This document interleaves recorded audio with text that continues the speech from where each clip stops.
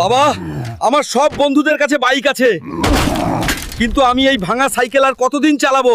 আমাকে তাড়াতাড়ি বাইক কিনে দাও, না হলে আমি বাড়ি ছেড়ে চলে যাব। বাবা হিসাবে আমাকে খুব কলঙ্কিত মনে হচ্ছে। ছেলেকে আজ পর্যন্ত ভালো কিছু কিনে দিতে পারি, কৃষি কাজ করে তো তেমন টাকাও পাই না। স্যার, এই বাইকটির দাম কত?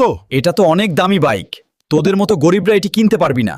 যা, ভাগ এখান থেকে। চেয়ারম্যান স্যার, আপনি কি আমাকে এখানে কুলির কাজ দেবেন?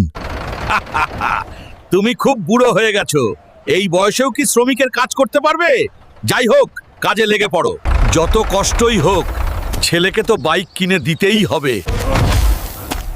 কি হয়েছে চাচা? মনে হয় আর বাঁচবো না, এগুলো দিয়ে আমার ছেলেকে বাইক কিনে দিও। এই হাল্ক, তোর বাবা এই বাইকটা কিনে পাঠাইছে, তিনি কাজে ব্যস্ত তাই আসতে পারেনি। বাইক চালানো যে কত আরাম, বাবা যে কেন আগে বাইকটা কিনে দেয় নাই।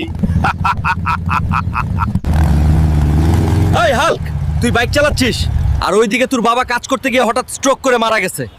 বাবা, তুমি ফিরে আসো, আমার বাইক লাগবে না, আর কোনোদিন কিছু চাইবো না। বন্ধুরা, তোমরা যদি মা বাবাকে ভালোবাসো তাহলে আমার ভিডিওতে লাইক করে দাও।